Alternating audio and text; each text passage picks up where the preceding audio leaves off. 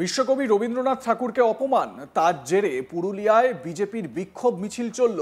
বিক্ষোভে সামিল হয়ে পুরুলিয়ার বিজেপি বিধায়ক সুদীপ মুখার্জি যা নয় তাই কথা বললেন। তাতে করে রাজনৈতিক মহলে উত্তেজনা ছড়ালো। কার সম্পর্কে বললেন? রাজ্যের প্রশাসনিক প্রধান মুখ্যমন্ত্রী মমতা বন্দ্যোপাধ্যায়ের বিরুদ্ধে। মালদার চাঁচলে কবিগুরু রবীন্দ্রনাথ ঠাকুরকে অপমানের প্রতিবাদে পথে নামল পুরুলিয়া জেলা বিজেপি নেতা কর্মী সমর্থকরা।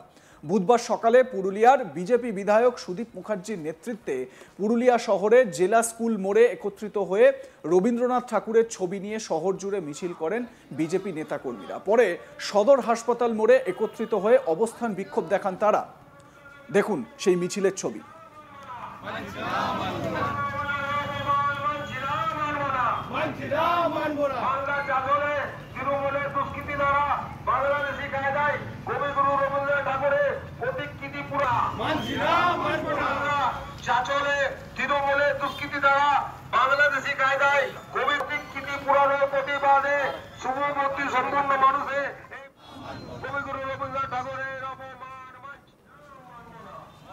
পুরুলিয়ার বিজেপি বিধায়ক সুদীপ মুখার্জি বলেন, ডাইনি মুখ্যমন্ত্রী। মমতা বন্দ্যোপাধ্যায়কে ডাইনি বলে আখ্যা দিয়েছেন তিনি। ডাইনি মুখ্যমন্ত্রী বাংলার কৃষ্টি সংস্কৃতিকে নষ্ট করছে, কবিগুরুকে অপমান করা হচ্ছে, তার প্রতিবাদে সকলকে রাস্তায় নামা উচিত। কি বলেছেন সুদীপ মুখার্জি বিজেপি বিধায়ক, শুনুন তার মুখেই।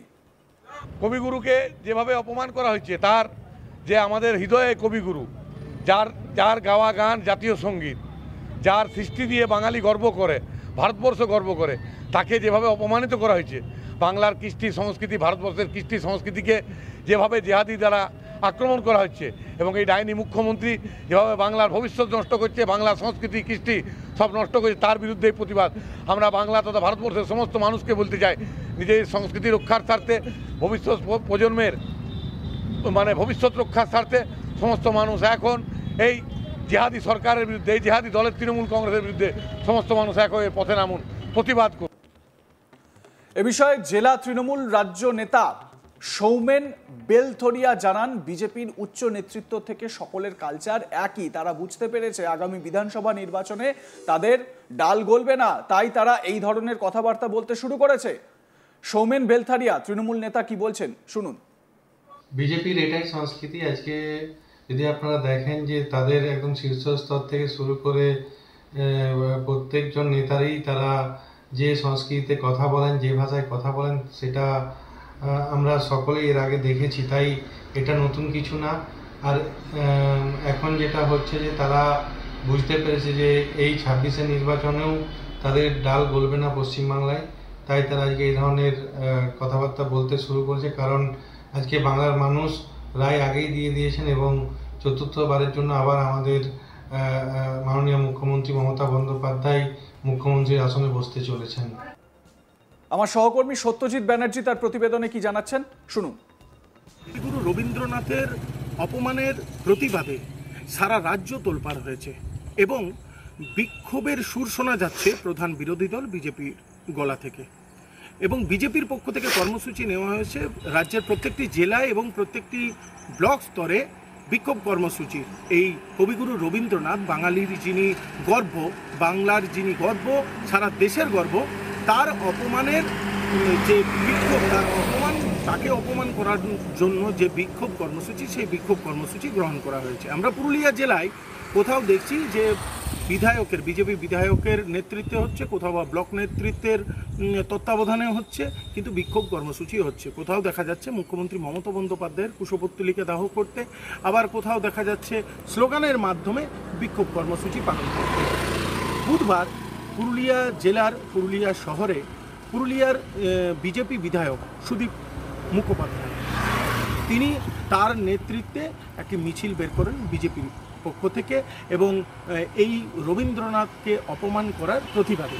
এবং সেই মিছিল হওয়ার পর সেখানে সংবাদ মাধ্যমে তিনি বক্তব্য রাখতে গিয়ে বলেন, মুখ্যমন্ত্রীকে, পশ্চিমবঙ্গের মুখ্যমন্ত্রীকে তিনি বলেন যে ডাইনি মুখ্যমন্ত্রী যতদিন থাকবে বাংলার সংস্কৃতি কৃষ্টি এর কোনো কিছুই থাকবে না।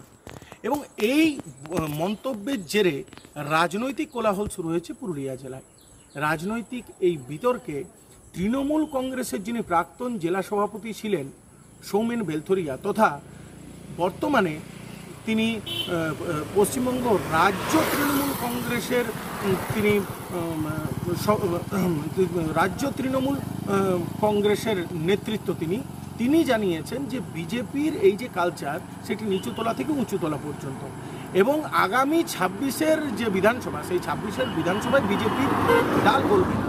তার কারণে এইভাবে তারা এইভাবে নোংরা কথা বলে বা বিভিন্ন ইস্যুকে হাতিয়ার করে তারা কিন্তু মাঠে নামছে।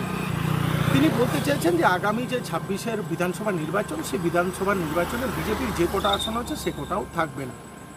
কিন্তু সাধারণ মানুষের পক্ষ থেকে যে প্রশ্ন উঠে আসছে যে কিছুদিন আগেই তৃণমূল কংগ্রেসের পক্ষ থেকে বিজেপির দিকে তাদের ভিড় ছিল বাঙালি বিদ্বেষী বলে। ভিন রাজ্যে বিভিন্ন সময় বাঙালিরা গেলে বাঙালিদের অপমান করা হচ্ছে, এমনটা কিন্তু ইস্যু তুলে তৃণমূল কংগ্রেসের পক্ষ থেকে প্রতিবাদ করা হচ্ছিল। কিন্তু এবার বাংলার যে গর্ব রবীন্দ্রনাথ, তাকে অপমানিত হতে দেখে প্রশ্ন অবশ্যই উঠছে শাসক দলের দিকে।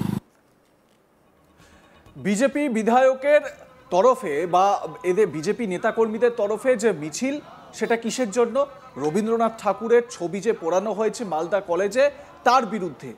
বাংলার সংস্কৃতিকে নষ্ট করা হচ্ছে, তার বিরুদ্ধে এই অভিযোগে সেখানে মিছিল করা হয়েছে।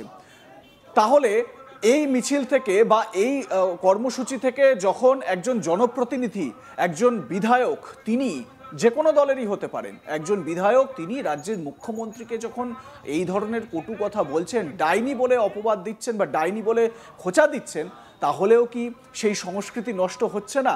যে সংস্কৃতি নষ্টের বিরুদ্ধে ক্ষোভ প্রকাশ করে কর্মসূচি করছেন বিজেপি বিধায়ক, তিনি তো খোদ নিজেও সেই সংস্কৃতি নষ্ট করলেন, সেই অপসংস্কৃতিতেই পা বাড়ালেন।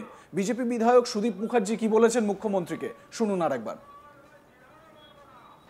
কবিগুরুকে যেভাবে অপমান করা হয়েছে, তার যে আমাদের হৃদয়ে কবিগুরু, যার গাওয়া গান জাতীয় সঙ্গীত, যার সৃষ্টি দিয়ে বাঙালি গর্ব করে, ভারতবর্ষ গর্ব করে, তাকে যেভাবে অপমানিত করা হয়েছে, বাংলার কৃষ্টি সংস্কৃতি, ভারতবর্ষের কৃষ্টি সংস্কৃতিকে যেভাবে জেহাদি দ্বারা আক্রমণ করা হচ্ছে, এবং এই ডাইনি মুখ্যমন্ত্রী যেভাবে বাংলার ভবিষ্যৎ নষ্ট করছে, বাংলার সংস্কৃতি কৃষ্টি সব নষ্ট করছে, তার বিরুদ্ধে এই প্রতিবাদ। আমরা বাংলা তথা ভারতবর্ষের সমস্ত মানুষকে বলতে চাই, নিজের সংস্কৃতি রক্ষার স্বার্থে, ভবিষ্যৎ প্রজন্মের ভবিষ্যৎ রক্ষার স্বার্থে সমস্ত মানুষ এখন এই জেহাদি সরকারের বিরুদ্ধে, এই জেহাদি দলের তৃণমূল কংগ্রেসের বিরুদ্ধে সমস্ত মানুষ এক হয়ে পথে নামুন, প্রতিবাদ করুন। আপনাদের মতামত জানাতে থাকুন, দেখতে থাকুন আজ তাক বাংলা। সাবস্ক্রাইব করুন আমাদের ইউটিউব চ্যানেলটি, বেল আইকন প্রেস করুন নোটিফিকেশন পেতে।